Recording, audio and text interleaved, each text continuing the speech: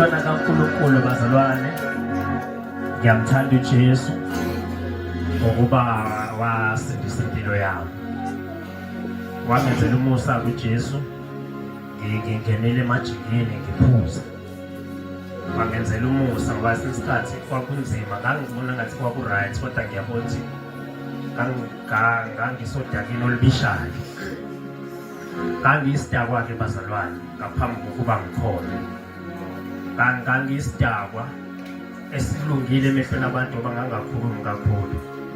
Ngangakhulumi kakhulu ngale ndlela ukuthi uma umuntu ehleli nami ekhaya sebabili, ikakhulukazi kwakujwayelekile ukuthi uqondane ukuthi kuthole ukuthi ngihleli noma ekhaya. Wekhuluma aphinde aziphendule egcine ekhuluma yedwa ngikhona ngiphambi kwakhe naye phambi kwami. Ngoba ngingayinaki ngisho ukuyinaka la ikhuluma ngale ndlela ethi ngangigcina ngingamuzwa nokuthi bevele ethile isikhathi ngisabethi uma bethile. Kwangazi ukuthi ngiyisidomu kanti ngangesona isidomu. Into eyayikhona nje bazalwane ukuthi usathane yamkhanda umuntu abe mubi ngayo yonke indlela, kodwa bese-ke kube khona izinto mhlawumbe usathane angeke akwazi ukuyisusa emntwini. Bese kuba ngathi-ke mhlawumbe uma kuyinto e-right le usathane angeke akwazi ukuyisusa kume yona yodwa ebantwini abangazilutho. Uma bekubuka babone leyo nto yona yodwa bathi ave right ave lungile. Kodwa nangangazi ukuthi ayikho into engangiyilungile, ngangithula lokho kubi ngoba ngangenziwa abantu izinto ungabi namandla okuphindisa. Ngiyophindisa sengiphindisa ngey'ndlela zami. Ngangathakathi nje kodwa ngangiphindisa sengiphindisa ngey'ndlela zami. Ebusuku sebelele la bengangilindele khona, bese kuyase sengiyiphindiselele bangazi abantu ukuthi kwenze bani kanti kwenze mina. So ngithule ekuseni ngiqhubeke ngilunga abantu bengazi ave ngi-right ave ngilungile. Ngangehliziyo ngangakwazi ukuzonda abantu isikhathi eside ngibe ne-grudge, kodwa nganginehliziyo ilimala ngokwedlulele mayilimala. So ngiyambonga uNkulunkulu bazalwane ngoba ngangena emajikini ngoba ngithi ngizama ukususa lento ngathi ngiyabhayiza ngokuthula nokwenza okunye nokunye. So ngangena bazalwane kwaba kubi ngoba isikhathi ngangilala emigaqweni.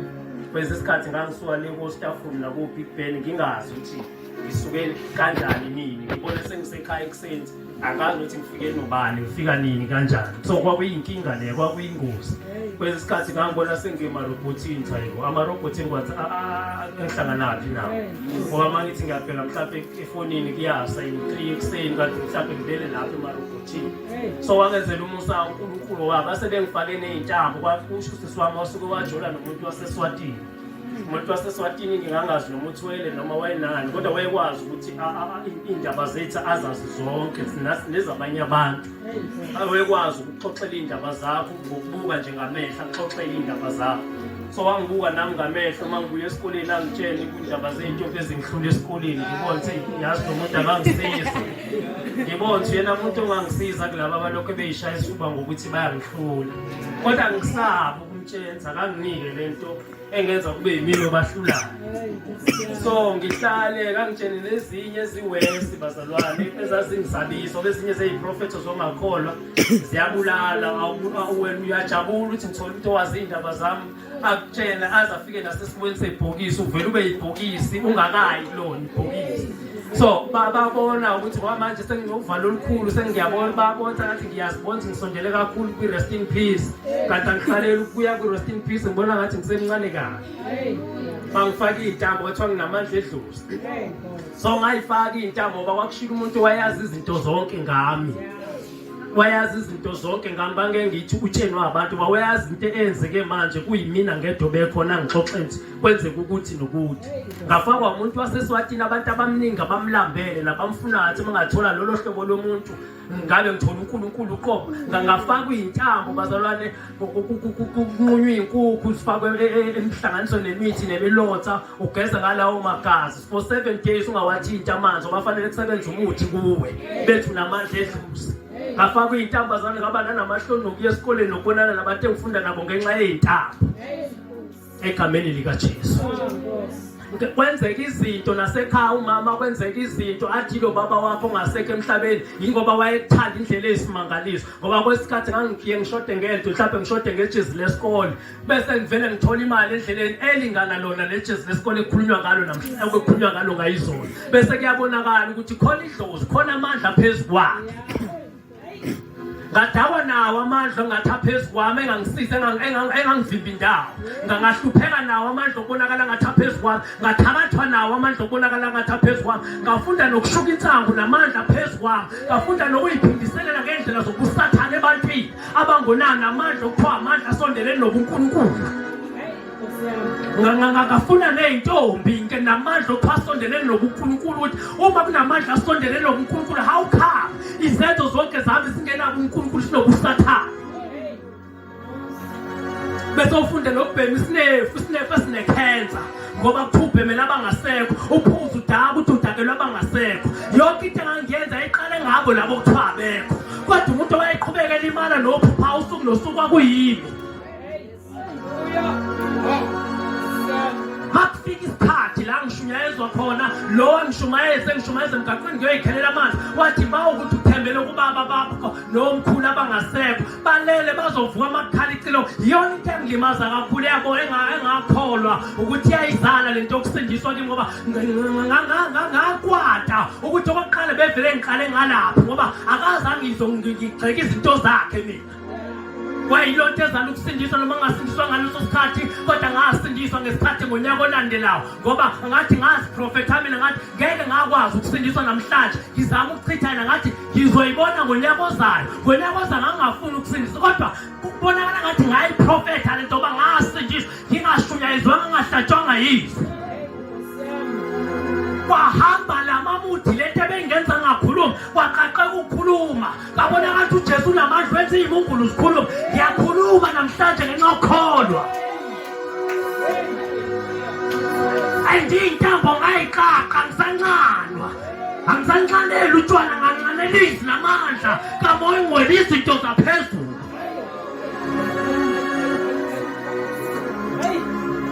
mangisindiswa kwaphenduka abantu endaweni kamadlala bengamazi uJesu bathi sizwile ngingakafiki nokufika ekhaya ngosuku engafika ngalesitophini ngigoduka ngisebenza eShady Center bathi sizwile wamkelela uJesu wamkelela ungene kula masonto amasathanisi ukuqale udla amagazi ethu nawe ingane zethu uzosibona ukuthi sihoba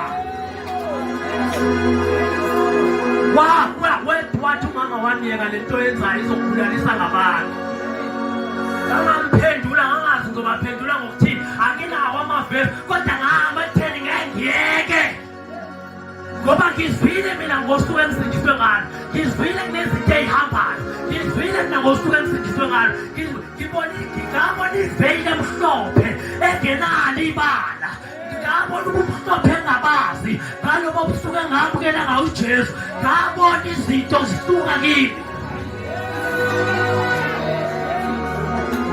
including lo moya omncaniwe wahamba lo moya okuyolinda abantu ngophusha emnyango babekonile wahamba ngasala ngihambless bayangena manje bangikhombe bathathe bahambe ngisale ngibone yabona into yokusindisa iyangimosha mani ngiyamandla evangeli bazalwane aba nguPawulo obulalayo athi noma bemshaya ngempama angazi uzothina athi kodwa bengithanda ukuthi nawe ufane nami mangenzeka ngaphandle kwey'bopho ngafana nami ngevangeli hayi ngenxa yey'bopho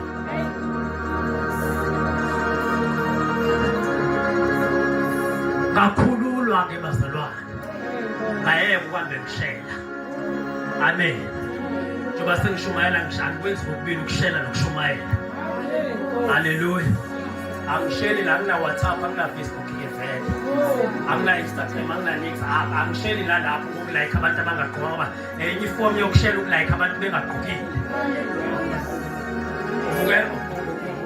umuhle usho mina ngiyingceyo ngisho emntwini ongagqokanga angisheli nakanjalo haleluya ngoba kwakhona abantu abawujesayo befike bekhona kodwa befile iy'hlangothi ngibona ngathi lokufa kwey'hlangothi kwangekho physical kodwa kwaku-spiritual babeshela ngale ndlela zokushela zangaleso sikhathi ngoba babengeve besindiswe babesonta ekusonteni kuyenzeka uqhube indlela ey'mbili ngesikhathi esonto amen wangisiza ke bazalwane uJesu wangikhulula wangikhulula ngaphela ngakhululeka ngaphandle kwemali ngoba imali yase-expire ekhaya kwangey'nyanga zakhona umuzi wakhona umkhulu iy'nkomo zicishe zifika ko-40 amagusha ney'mbuzi angazi ukuthi kwangaphi angikhulumi ngamahashi nakho konke lokhu indaba yey'nkukhu lokhu kwangabalwa kwakudliwa kuphela kodwa kwangapheli kodwa njalo uma kufikile inyanga izogcaba mhlawumbe ihamba nesilwane esodwa ekhaya ihamba nesilwane esodwa and ngendlela sasibaningi ngakhona ekhaya uma ungabala amathuna ekhaya ungathi awomphakathi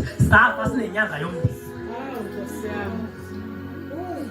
yengakho isikhathi noma besabisa bethi yabona njengoba siwenzele uqalile abantu ngathithi kuzokwehla amabhadi kwehla amashu uzofanga kabi isikhathi ngivele ngabi nandaba ngoba kwafa babengayenzanga le ngiyenza manje into engikhulula kakhulu ukuthi baningi ekhaya maningi amathuna bafa bengasindiswanga uma kwakuwukuthi ungasindiswi kolokuphilisa abaphi namhlanje ngoba abanye bafa iy'nyawo bevuvukela imilenze imnyama njengalesi sihlalo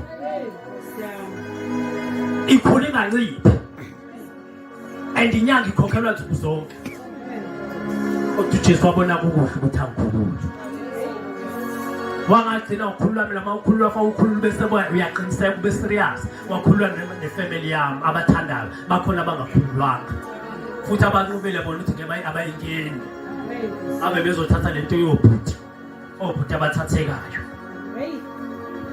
abantu bazenza abantu abangathatheki makufanele basindiswe kanti bawothathekile madimoni yonke into enobusathane banayo amen unengane ubaba wenkosi sabathathu ubaba woboy nogeli nkosi sabathathu imizi engafani kodwa uthi akayena uthathekile kodwa isiqembu siyamthatha amen uzathatha nayo into engacacanga wathanda amazipho alo wasisi asazowakhumula wathengile futhi nawo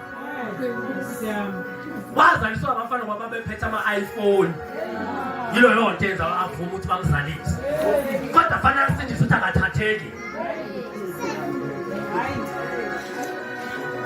uhambe kuqala ney'ngane ezino-3 years athi sithokoza amakhosi ugogo omdala mafana sindise ukuthi angathatheki kodwa beke wabona inyongo ekhanda uguqa ngamadolo siyathokoza uthathekile kodwa fanele sindise ukuthi angathatheki uthatheka abafuna ukuthatheka abanquma ukufa benjalo makube njengokukhuluma kwabo thina sishumayeli sathatheka sagezwa waphuma amaphuza face wahamba insangu face wahamba igirl face iskate face sahamba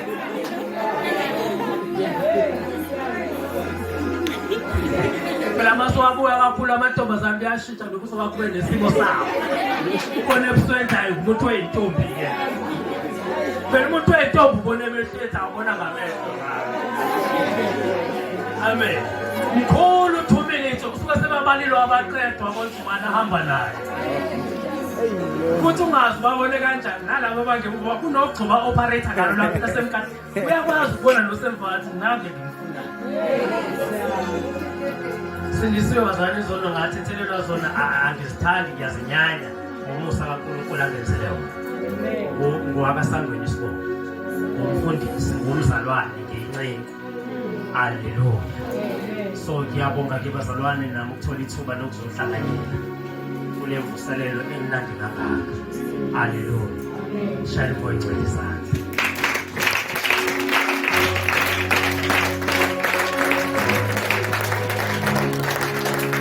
sofunda-ke incwadi yamakhosi okuqala mina ngiyathanda ukubhekwa bhuti wami engangishumayela ngiyakuthanda ukubhekwa hhayi futhi ngamaculo ngibhekwa ngama-strings amen ngihlupha ngaleyo nto nje ngiyakuthanda ukubhekwa ngithanda ukunakwa angithandi ukushumana ngathi kusemngcwabeni ukeyboard azathatha into zokuvungula lokhu evungula engasinakanga wabeke wasibhekha umndeni yokana uqayise kube khona omakhelwane azoqayisa athi idlalelwane letikane kabhuti ifile manje-ke hhayi ngoba sigone emngcwabeni kwathi kufike emngcwabeni wengane kabhuti babe kudlalwa amaredi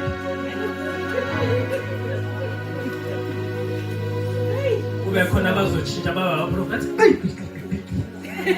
hayi kuba ngathi nje ngakicethule kancane ikhishwe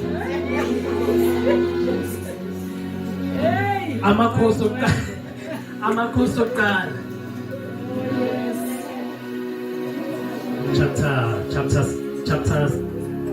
chapter 18.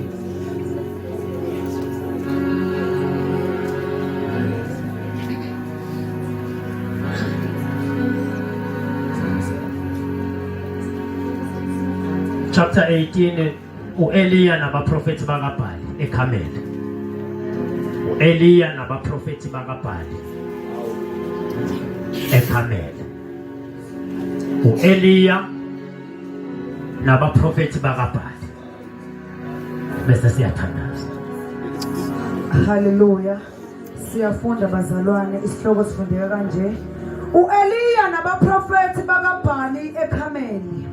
U-Ahabi wayesethumela kubo bonke abantwana bakwa-Israyeli. Kambusisuba. Siphumelela mzizi. Siphumelela mzizi. Siphumelele ngicela ungiqalele kuverse 19. Ufundele uverse 19. Chapter 18 verse 19. Hallelujah. Ngalokho thumela ubuthe kimi u-Israyeli